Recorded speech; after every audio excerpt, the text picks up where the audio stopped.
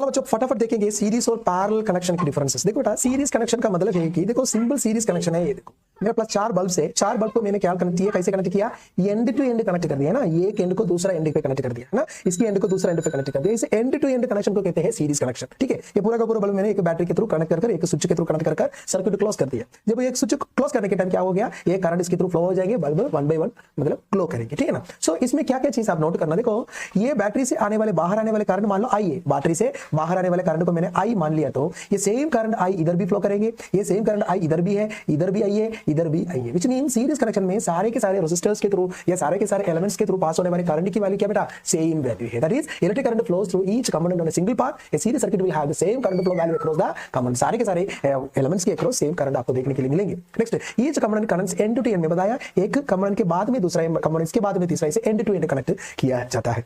For example resistance के हिसाब से जो मान लो एक रेजिस्टेंस इधर है, दूसरा रेजिस्टेंस इधर है और तीसरा रेजिस्टेंस इधर है ना, इसकी एंड पे कनेक्ट कर दिया, इसकी एंड पे कनेक्ट कर दिया, मतलब एक का फिनिशिंग एंड दूसरा की स्टार्टिंग एंड पे कनेक्ट कर दिया, एक का फिनिशिंग एंड दूसरा का स्टार्टिंग एंड पे कनेक्ट किया। That is called series connection.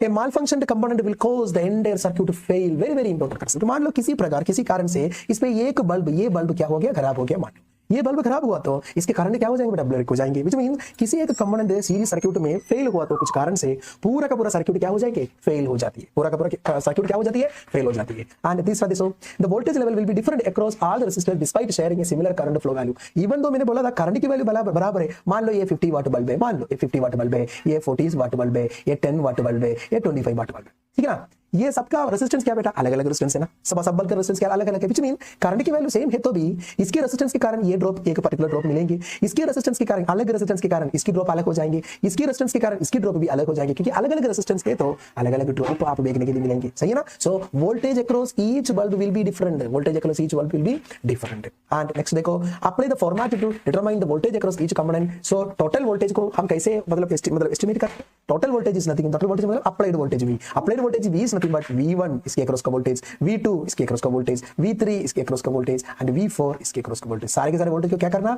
Add करना, V1 plus V2 plus V3 plus V4। This will be the total voltage value, this will be the total voltage value. आई बात समझ में। सो total voltage क्या करना, इधर ऐड करना, उतना ही बात है। ठीक है ना। ये सिंपल से एक रेजिस्टेंस के थ्रू मैंने इसको समझाएंगे क्या बेटा, देखो सिंपल से बात है, R1 R2 एंड R3 तीन रेजिस्टेंस मैंने एक पर्टिकुलर वोल्टेज V के अक्रॉस कनेक्ट किया, तो V के अक्रॉस मैंने कनेक्ट किया, तो देखो even though I current flow हो रही है, मान लो R1 इसका रेजिस्टेंस है, R2 इसका रेजिस्टेंस है, R2 इसका रेजिस्टेंस है, तो the voltage drop here will be I into R1 and voltage drop here will be I into R2 and voltage drop here will be I into R3। क्या बेटा ये IR1 IR2 IR3 बराबर है क्या, नहीं है। ये IR1 को कहते हैं V1, so V1 equal to IR1 and IR2 को कहते हैं V2 and IR3 को कहते हैं V3 IR3।